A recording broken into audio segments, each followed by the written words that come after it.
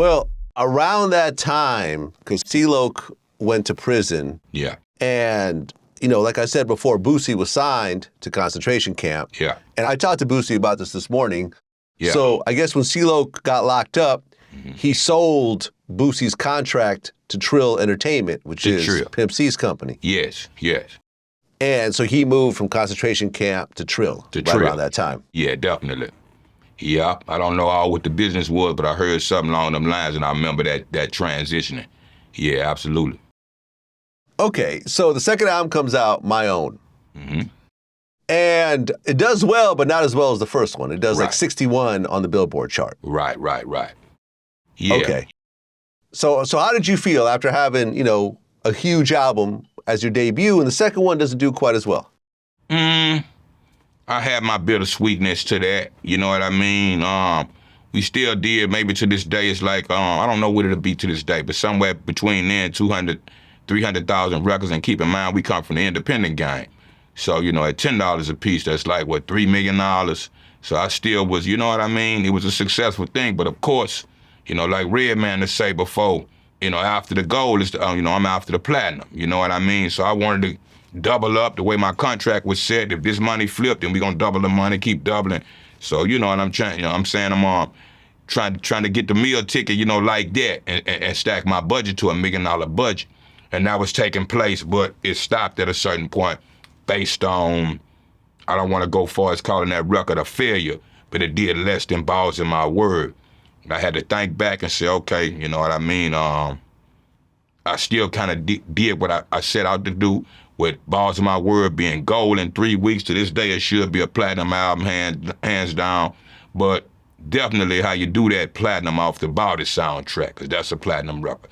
So I got, you know what I mean? I got my just, and the rest, I don't know what the situation overall that priority was, but while I was recording my third album, Vintage, they had that fold. You see what I'm saying? So the whole establishment separated. So I'm out here now. You see what I'm saying? I'm looking at the next, like I say, 7 albums, and I was only able to do 2. So that was bittersweet for me. My life dream come true. And it's like, soon as you get to the party, ain't nobody in the room. You know what I mean? So that type of thing, yeah. Well, yeah, and you have to think that this was a very different time when it comes to selling music. You know, these days, 1 million streams is like a few $1,000s. Right. Back then, you talking about, you know, you had a number 61 Billboard album and it sold 200,000-300,000 albums. Right. At $10 a pop. Yeah. You know, and I remember even watching a C-Loc interview recently where he basically said, like, it was just back then, like, guys didn't charge that much for shows.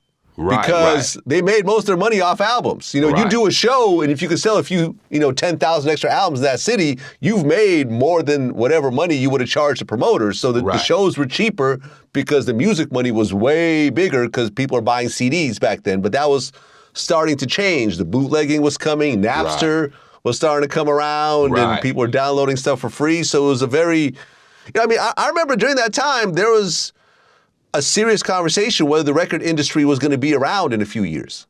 Right, I used to hear that a lot. You know what I mean? And we wondered about that. P used to say that, hey man, I'm getting mine now. You know what I mean? Everybody do what you got to do. So like you said, in that time, the merger came along. Everybody started merging together. Right in, you got to look at, we was preparing for the end of the world wars in 1999, since Prince was saying 1999. So now we at 1999. Everybody's going to the banks, pulling their money out, getting water, canned goods, thinking the world is finna end. So that's why that My Own record is more spiritual kind of base going into, that was the setting, you see what I'm saying? And before you know it, the lights didn't cut off, we still out here, and what we do from now and then. From that, technology just boomed from that. But that, what Pimp C used to call ghetto gold, you know what I mean? Selling 100,000 copies was gold in the ghetto, because that's $1 million at $10 a piece.